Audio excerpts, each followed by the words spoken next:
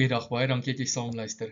Ons is by ons heel laaste Coram Deo pitstop vandag en ons subtema is elke besluit Coram Deo. Die belangrikheid dat ons leef in die wete dat elke besluit wat ons neem, neem ons in die teenwoordigheid van die Here en moet ons dis saam met hom neem. So kom ons kyk daarna. Elke besluit Coram Deo, kom ons baseer dit op die vers 31 van 1 Korintiërs 10, of jy eet of drink, of enige iets wat jy doen alles tot eer van God. Ons leef elke dag 'n lewe vol keuses, party groot keuses, soos dinge oor jou werk, of jou gesin, of jou roeping, of jou geld, of hoe ook al jy daarna kyk, goeders wat langtermyn gevolg het, party klein keuses, soos wat sê jy, hoe reageer jy, hoe behandel jy iemand, hoe stuur jy boodskappe, hoe praat jy oor die foon, allerhande sulke goeders. En elke groot en klein besluit wat ons maak saak, want elke besluit wat ons neem is voor die Here, en moet hy deel gemaak word van ons besluit. So ons tema Coram Deo sal jy onthou beteken voor die aangesig van God, en dit herinner ons aan iets radikaal, eenvoudig maar diep. Daar is nie 'n deel van my lewe waar God nie teenwoordig is nie. Dis nie net Sondag in die kerk wat hy daar is nie, nie net wanneer ek bid nie net wanneer ek Bybel lees nie, maar hy is ook daarin teenwoordig in my WhatsApp boodskappe, in my werksbesluite, in hoe ek oor ander mense dink, en wat ek van ander mense sê agter hulle rug, wat my verwagtinge van mense is, en allerhande sulke tipe dinge wat ons bedink. Die Here is daar besig en hy is in elke besluit teenwoordig, en dit moet ons verreken om ook te sê, okay, elke besluit Coram Deo beteken ook ek wil in elke besluit en elke ding wat ek dink ook die Here verheerlik. Daarom vat ons hierdie ding saam om so te sê, ons weet God sien en ken alles, Psalm 139 wat ons al voorheen na verwys het, Here, U deurgrond en ken my, U sien my sit en opstaan, U is met al my paaie goed bekend. So die Here sien en ken alles, als niks wat ons kan doen wat bedek is voor sy aangesig nie, en daarom moet ons leef in daardie wete, die Here sien en beleef wat ek nou doen.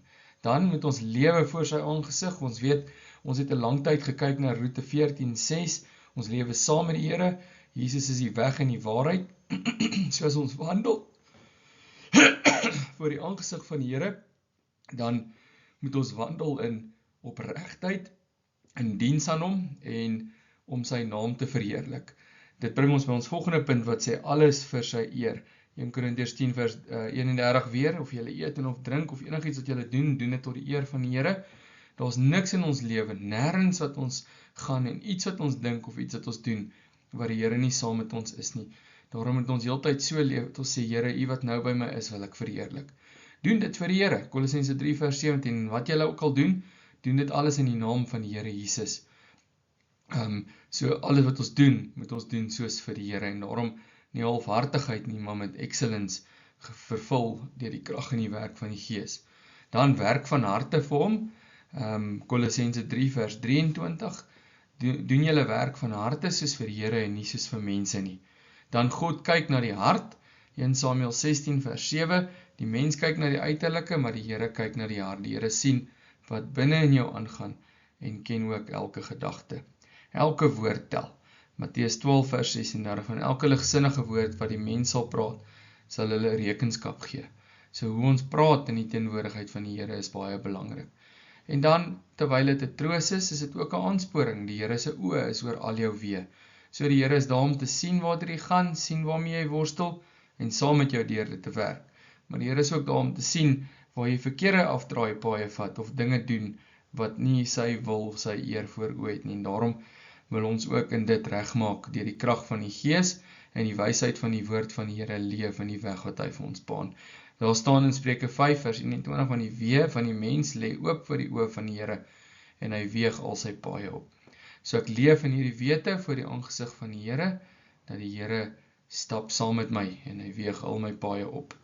In Jesus is ek verlos van die swak keuses wat ek gemaak het, van die swakheid van my vlees en my sondes, maar ek is ook nuut gemaak om nuut te gaan lewe, en my weë en my paaie nuut in te kleer, in 'n wandel saam met Jesus. Daar is nie 'n deel van my lewe wat nie in God se teenwoordigheid is nie.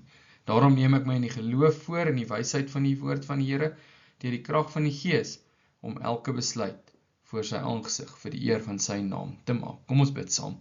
Almagtige God en Hemelvader, dankie vir die wonderlike voorreg dat ons in U teenwoordigheid kan leef, dat dit ons troos en versterk, maar dit roep ons ook en ons bid dat U sal gee dat ons elke besluit, elke gedagte, elke woord sal gevange neem en dit diensbaar maak aan U ons Here en Koning. In Jesus se naam, amen.